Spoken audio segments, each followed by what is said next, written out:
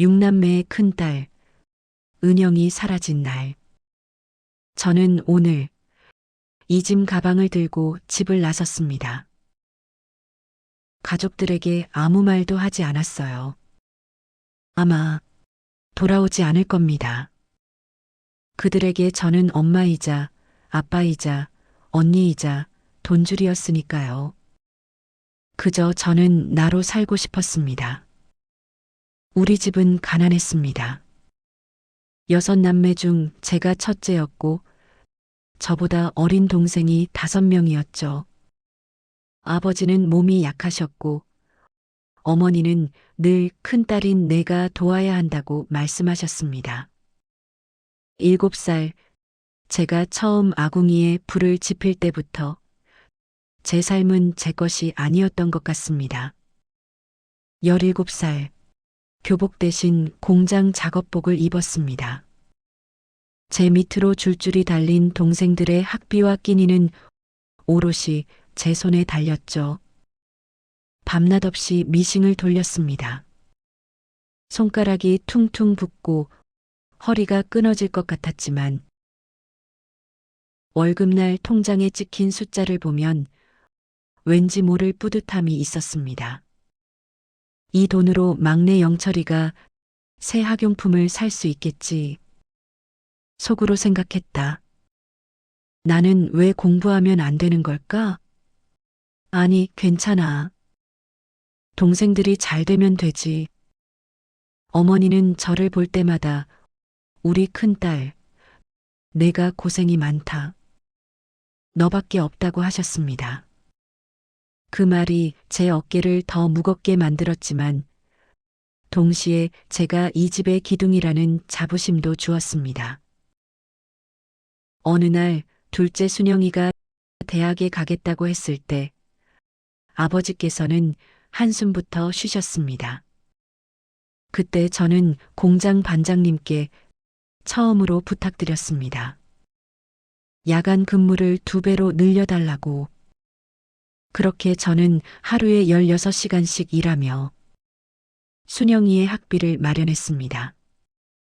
순영이가 등록금 고지서를 들고 환하게 웃을 때 제 가슴이 벅차올랐습니다. 하지만 그날 순영이는 저에게 고맙다는 말 대신 언니, 근데 이 옷은 좀 오래된 것 같아. 친구들 앞에서 창피해라고 말했습니다. 속으로 생각했다. 내가 입은 이 작업복이 그 애의 등록금인데 괜찮아. 아직 애잖아. 시간이 흘러 동생들은 모두 장성했습니다. 공무원이 된 순영이, 대기업에 다니는 영호, 시집 잘 간 미란이까지 모두 잘 풀렸습니다.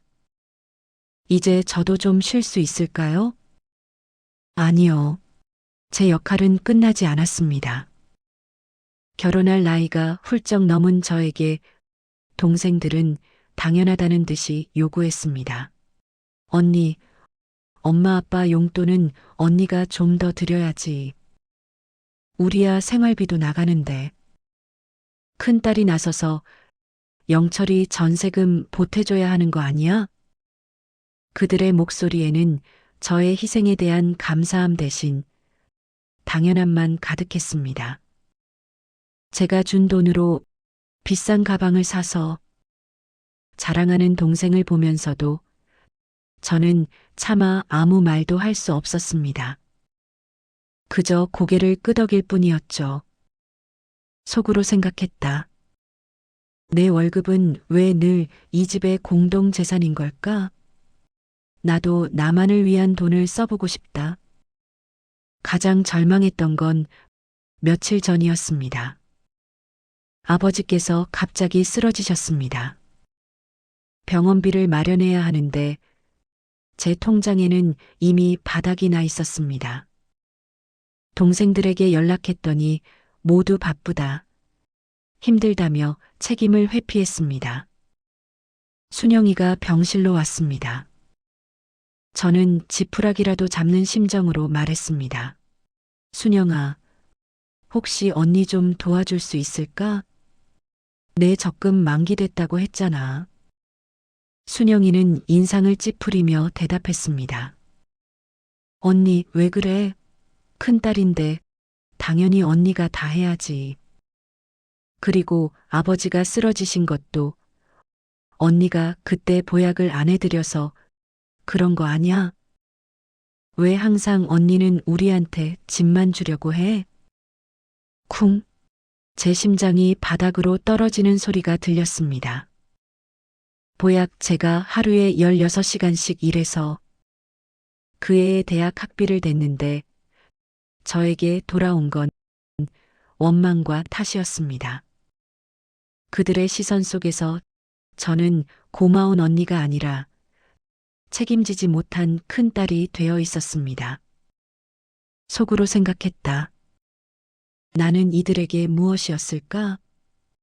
그저 고장나면 탓할 수 있는 하나의 도구였을까? 아니, 이대로는 안 돼. 나는 나를 찾아야 해. 그날 밤 저는 결심했습니다. 이 가족의 짐을 내려놓고 오직 나만을 위한 삶을 살겠다고. 다음 날 새벽 저는 제 짐을 쌌습니다. 가족들에게는 간단한 쪽지 하나만 남겼습니다. 잠시 떠나. 걱정 마. 그들은 처음에는 대수롭지 않게 생각했을 겁니다. 또 힘든가 보네. 며칠 쉬고 오겠지. 하지만 하루가 지나고 이틀이 지나도 제가 집에 돌아오지 않고 전화도 받지 않자 그제야 뭔가 이상하다는 것을 느꼈을 겁니다. 동생들은 저에게 전화를 했습니다. 처음에는 언니, 왜 그래? 어디야? 라는 걱정스러운 목소리였습니다. 하지만 곧 엄마가 아프잖아. 당장 돌아와. 큰딸이 이래도 돼? 라는 분노와 짜증으로 변했습니다. 걱정이 아닌 책임감의 부재에 대한 질타였습니다. 저는 그들의 전화를 모두 차단하고 낯선 시골 마을로 떠났습니다. 평생을 서울 공장 주변에서만 살았던 저에게 그곳의 맑은 공기와 푸른 하늘은 낯설면서도 평화로웠습니다. 속으로 생각했다. 내 휴대폰이 울리지 않는다는 사실이 이렇게 기쁠 줄이야. 이 침묵이 바로 나를 위한 소리였구나. 그 마을에서 저는 작은 식당의 주방 보조로 일하기 시작했습니다. 평생 남을 위해 일했지만 이번에는 달랐습니다. 제가 번 돈은 오롯이 제 것이었습니다. 20살에 포기해야 했던 공부가 다시 하고 싶어졌습니다. 저는 늦은 밤 일과를 마치고 마을 회관에서 열리는 성인문예 교실에 등록했습니다. 제 이름 세 글자를 또박또박 쓰는 순간 눈물이 왈칵 쏟아졌습니다. 나도 할 수 있구나. 그곳에서 만난 선생님이 저에게 말했습니다. 은영 씨는요, 자기 재능을 너무 늦게 발견했어요. 음식 솜씨가 정말 좋아요. 나만의 식당을 열어보는 건 어때요? 속으로 생각했다. 내 재능? 평생 가족의 뒷바라지나 하는 게 내 재능이라고 생각했는데, 저는 난생 처음으로 나만의 목표를 세웠습니다. 작은 한식 도시락 가게를 여는 것. 낮에는 식당 일을 배우고 밤에는 가게 이름과 메뉴를 고민하며 잠들었습니다. 제 삶에 이렇게 뜨거운 열정이 남아 있었다는 사실이 놀라웠습니다. 제 감정의 곡선은 절망에서 벗어나 서서히 희망 쪽으로 기울기 시작했습니다. 제가 사라진 후 서울의 집은 아수라장이 되었을 겁니다. 큰딸이 하던 모든 일, 즉 부모님 병원비, 생활비 보조, 집안 대소사 처리 등이 한순간에 멈췄으니까요. 동생들은 서로에게 책임을 전가하기 시작했습니다. 내가 엄마 병원비 내야지. 큰딸이 없어졌으니 이제 내 차례잖아. 난 우리 애들 학원비 때문에 안 돼. 영우, 내가 돈 제일 많이 버니까 내가 내. 한 달 뒤 순영이가 제 일하는 식당까지 찾아왔습니다. 저를 보자마자 다짜고짜 소리쳤습니다. 언니, 당장 짐 싸서 집에 가. 엄마가 언니 때문에 화병 나서 쓰러졌어. 언니는 끝까지 이기적이야. 예전에 저였다면 무너졌을 겁니다. 죄책감에 고개를 숙이고 순순히 따라갔겠죠. 하지만 저는 이제 다릅니다. 저는 순영이의 눈을 똑바로 바라보며 말했습니다. 순영아, 이제 내 몫을 살아. 내가 이 가족의 모든 짐을 지는 건 이제 끝이야. 엄마는 내 엄마이기도 하잖아. 나에게 이기적이라고 말하기 전에 너희는 나에게 단 한 번이라도 언니로서의 삶을 살게 해줬니? 속으로 생각했다. 이 단호함이 나에게서 나올 줄이야. 하지만 후회하지 않아. 이 선택이 나를 살리는 길이니까. 순영이는 할 말을 잃은 채 돌아갔습니다. 저는 다시 제 도시락 가게 메뉴판을 바라봤습니다. 3년이 흘렀습니다. 저는 작은 컨테이너에서 시작했던 도시락 가게를 어엿한 한정식 식당으로 키워냈습니다. 가게 이름은 제 이름 세 글자, 은영 밥상이었습니다. 매일 아침 저를 응원하며 찾아오는 단골 손님들을 보며 저는 비로소 나의 삶이 얼마나 따뜻하고 값진 것인지 깨달았습니다. 반면 제 고향 집은 무너져 내리고 있었습니다. 저에게 기대 살던 가족들은 각자의 몫을 책임져야 하는 상황에 직면했습니다. 순영이는 엄마 병원비 문제로 남편과 크게 다투고 이혼 직전까지 갔고, 영호는 아버지의 빚 때문에 직장 생활에 어려움을 겪었습니다. 부모님은 끊임없이 동생들에게 큰딸의 빈자리를 메우라고 소리쳤고, 그 과정에서 6남매는 서로에게 상처만 주며 뿔뿔이 흩어졌습니다.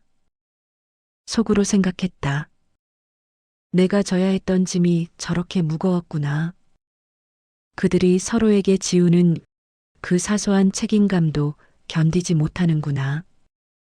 뉴스에서 가족 간의 부양 문제로 인한 재산 다툼 기사를 볼 때마다 저는 가슴이 아팠습니다. 하지만 그 아픔은 이제 더 이상 저의 죄책감이 아니었습니다. 그것은 그들이 큰딸이라는 이름 뒤에 숨겨왔던 무책임함의 결과였습니다. 어느 늦은 오후 가게 문을 닫으려는데 익숙한 얼굴이 보였습니다. 셋째 동생 영호였습니다. 깔끔하던 영호는 수염이 덥수룩하고 지친 모습이었습니다. 영호는 테이블에 앉자마자 아무 말도 못하고 눈물만 흘렸습니다. 한참 뒤에야 영호는 떨리는 목소리로 말했습니다. 누나, 미안해. 우리가 잘못했어. 누나가 없으니까. 집이 지옥이야. 서로 내 탓만 해. 그때 알았어. 우리가 누나의 피와 땀으로 살았다는 걸. 누나는 우리에게 모든 걸 주었는데 우리는 누나에게 고맙다는 말 한마디도 제대로 안 했더라. 영호의 고백은 진심이었습니다. 절망에서 벗어나 희망을 얻은 저에게 다시 찾아온 가족의 모습은 이제 과거의 그림자처럼 느껴졌습니다. 속으로 생각했다. 이 눈물이 나를 다시 집으로 끌어들이지는 못할 거야. 하지만 이 고백을 듣기 위해 나는 40년을 희생해야 했구나. 저는 조용히 영우 앞에 따뜻한 차 한 잔을 놓아주었습니다. 영우야, 이제 알았다니 다행이다. 하지만 나는 돌아가지 않아. 내가 본 나는 너희의 누나가 아니라 이제 막 나를 찾기 시작한 은영이라는 여자야. 저는 이어서 단호하게 말했습니다. 나는 너희를 버린 게 아니야. 너희가 나를 가족이 아닌 도구로 보았을 때 나는 이미 그 집을 떠났던 거야. 이제 너희는 너희의 삶을 스스로 책임져야 해. 나는 더 이상 너희의 짐을 짊어지지 않아. 영우는 고개를 떨군 채 흐느꼈습니다. 그 모습에 제 마음 한구석이 아팠지만 다시 과거로 돌아갈 수는 없었습니다. 저는 그에게 마지막 말을 건넸습니다. 가족이 필요할 때 나를 찾아오지 말고 은영이라는 한 사람을 보고 싶을 때와 그때는 내가 따뜻한 밥상을 차려줄게. 나는 이제 영우가 돌아간 후 저는 가게 간판을 다시 한번 바라봤습니다. 은영 밥상. 그제야 멈췄던 말을 완성할 수 있었습니다.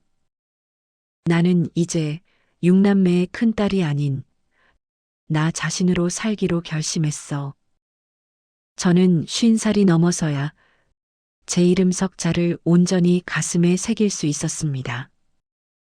저는 가게를 안정시키고 작은 오피스텔을 얻었습니다.